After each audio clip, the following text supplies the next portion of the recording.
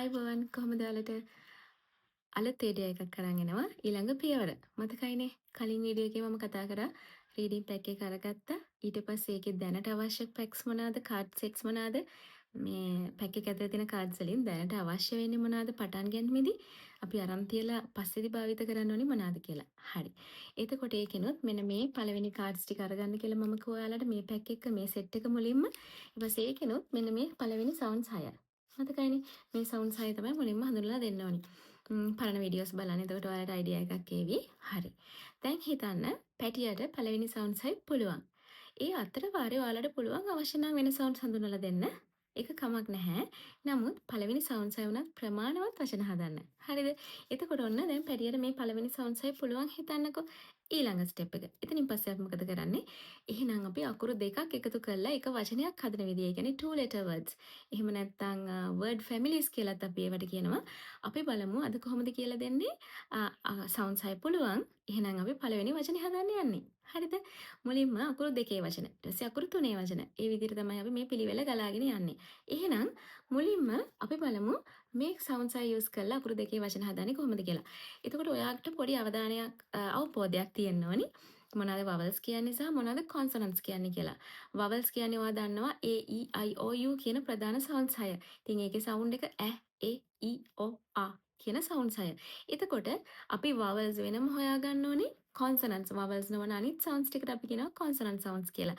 එතකොට ඔයාලා වචන හදද්දී අකුරු දෙකේ වචනයක් හැදුවත් vowel consonant එහෙම නැත්නම් VC vowel consonant VC කියන පැටර්න් එකට තමයි කියලා දෙන්න ඕන. ඒක දරුවන්ට ලේසි. ඉස්සරහට consonant එකක් දැම්ම කියලා ප්‍රශ්නයක් නැහැ. නමුත් දරුවන්ට ලේසි ක්‍රමයෙන් අපි මුලින්ම කරන්න ඕනේ එහෙනම් VC vowel consonant කියන එකට හුරු කරගෙන යමු අපි. ඒක පැටියට ලේසි. ඉතින් අපි මේකෙන් ඔයාට මේ ප්‍රධාන sounds 6 මේ පළවෙනි sounds 6 තියෙනවානේ vowels දෙකක් අපිට. නේද? මෙන්න මේ දෙන්න ඉන්නවනේ නේද? ä එකයි ඊ එකයි. ä and e ප්‍රධාන vowels දෙකක් මෙතන තියෙනවා. එහෙනම් අකුරු දෙකේ වචන හදන්න අපි මුලින්ම ගමු ඈ sound එක. ඈ vowel එක. ඊට පස්සේ එයත් එක්කලා මම ගන්නවා මෙන්න මේක. ට.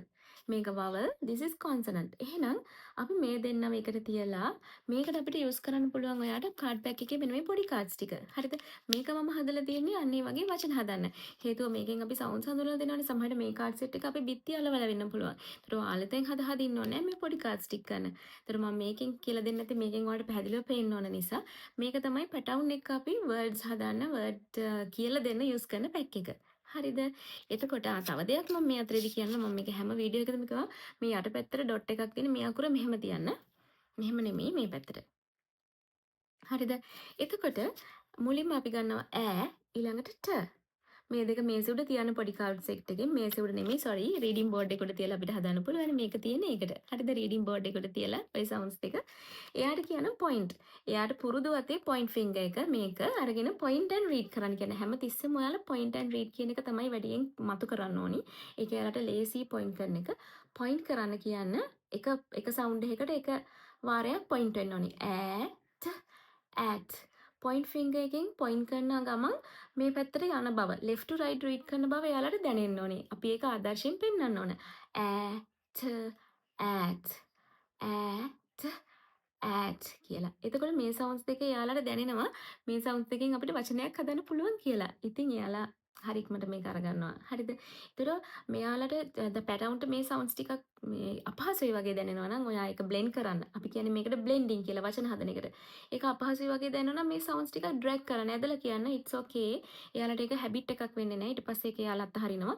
මුලින්ම ටිකක් මෙයාලා අල්ලගන්නක මෙතන සිට මෙතනට යන්න ඕන බව දැනෙන්න drag කරලා ඇදලා චුට්ටක් කියන්න කමක් නැහැ. at ඊට පස්සේ වේගය වැඩි කරන්න පුළුවන් අපිට. at ඒ විදිහට. ඉතින් ඔයාලා මේ වගේ වචන හදන්න මේ පළවෙනි අකුරු හයින් අපිට ගොඩාක් වචන හදන්න පුළුවන්. ඇයන්න ළඟට මුලින්ම අපි තියුවේ ටර්නේ. ඊට පස්සේ අපි හිතමු මේක තියනවා මම. හරිද? මේක. ඊට පස්සේ ඇයන්නත් එක්ක අපි තියනවා සෙක.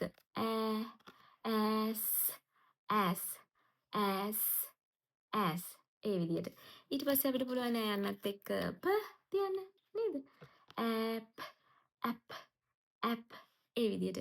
ඉතින් බලන්නකො වචන කීයක් හදන්න පුළුවන්ද කියලා. ඒ වගේම මෙතන first letter එක first vowel එක e කළා. in, ip, it, is ඒ විදිහට වචන ගොඩාක් හදන්න පුළුවන්. එහෙනම් දෙවෙනි ස්ටෙප් එක තමයි VC එහෙම නැත්නම් vowel consonant vowel මේ sorry word pattern එක හදන්න. ඒකට අපි කියනවා word family එකක් කියලා. ඇයි word family එකක් කියන්නේ?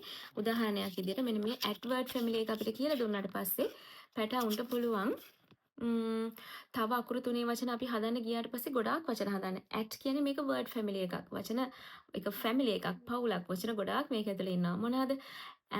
cat, sat, mat, pat, wat වගේ වචන ගොඩාක් මේක හරහා හදන්න පුළුවන්. ඒ නිසා තමයි මේකට word family එකක් කියන්නේ. ඉතින් මේ word family එක කියලා දෙන්න ඉතින් word families කීපයක්. VC vowel consonant two letter sounds වචන කීපයක් කියලා දුන්නාට පස්සේ අපිට පුළුවන් three letters වලට යන්න. ඉතින් පැහැදිලි නේද? sounds ටික හඳුන්වලා දීලා අකුරු දෙකේ වචන වලට යන්න. ඒක තමයි දෙවෙනි ස්ටෙප් එක. මතක ඇතුව මේක දරුවන් එක්ක ක්‍රියාකාරකම් වලින් කරන්න. මුලින්ම වචන cards වලින් හදලා ඊට පස්සේ අපිට පුළුවන් මේ පොඩි සවුන්ඩ් කාඩ්ස් ටික පේපර් කප්ස් වල අලවන්න පුළුවන්.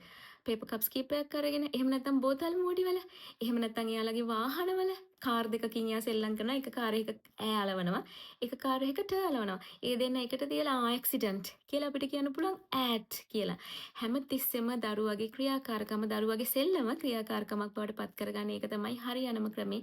ඊට පස්සේ ඔයා කරන්න ඕනේ එයා නිතරම ඉන්න තැනක මගේ කාඩ් පැක් එකේ මෙන්න මේ වචන 50. මේකේ අකුරු දෙකේ වචන තියෙනවා. අකුරු 3 4 වචන තියෙනවා. අකුරු දෙකේ වචන හොයලා ඒ ටික ප්‍රැක්ටිස් කරන්න ගන්න. ඉතින් ඒක කරන්නේ කොහොමද? ඒ කාඩ්ස් ටික අරගෙන ඒවයි ස්ටිකර්ස් අලවන්න දෙන්න පුළුවන්. ඒවයි උඩින් ක්ලේ බර්ස් තියන්න දෙන්න පුළුවන්. මොන හරි දෙයක්. ඊට පස්සේ ඔයා පොඩි A4 එකක් අරගෙන A4 එකෙන් භාගයකට වගේ හරියන්න අකුරු දෙකේ වචන ලියන්න. ප්ලැටිනම් මෙහකින් ලියන්න මතක ඇතුව. ප්ලැටිනම් මෙහකින් ලියලා හැම සවුන්ඩ් එකටම යටින් ඩොට් එකක් තියන්න. හරිද? උදාහරණයක් මම මෙන්න මේක කියන මම මේ වෙන වැඩකට ගත්ත කාඩ් එකක්. මේ හැම සවුන්ඩ් එකක් යටින්ම ඩොට් එකක් තියන්න. උදාහරණයක් විදිහට ඈට් නම් ඈ යටින් ඩොට් එකක් තියන්න, ට යටින් ඩොට් එකක් තියන්න. වමේ සිට දකුණට ඊතලයක් අඳින්න. මම ඒක ඔයාලට පැහැදිලිව පස්සේ පෙන්නන්නම්. ඈ යටින් ඩොට් එකයි, ට යටින් ඩොට් එකයි, වමේ සිට දකුණට ඇරෝ එකයි, ඊතලයයි. ඊට පස්සේ යාට ඩොට් එක ළඟින් ඇඟිල්ල තියන්න පුළුවන්. ඈට්. ඇරෝ එක දිගේ ඈට් කියලා අරන් යන්න පුළුවන් අත. හරි නේද? ඉතින් මේක හරිම සරල ක්‍රමයක්. ඒ වගේ A4 එකකින් භාගයකට ලොකු අකුරු වලින් ලියලා අකුරු දෙකේ වචන word families එයා නිතරම ඉන්න තැනක බිත්තිය ලේබල් කරන්න මතක ඇතුව මේක කරන්න. ඊට පස්සේ දවසට පාරක් පෙන්නන්න. මතකනේ මගේ කාඩ් පැක් එකේ මාත්‍රාව දවසට එකපාරයි විනාඩි 5යි. ඒක අනිවාර්යයෙන්ම කරන්න. ඔව් සති දෙකක් කියන්නේ නැහැ වචන කියවන්න. එහෙම කරෝතින් ඔයා. ඉතින් මේක ප්‍රැක්ටිස් කරන්න. අකුරු තුනේ වචන පුරුදු කරන විදිය තව වීඩියෝ එකකින් අරන් එන්න.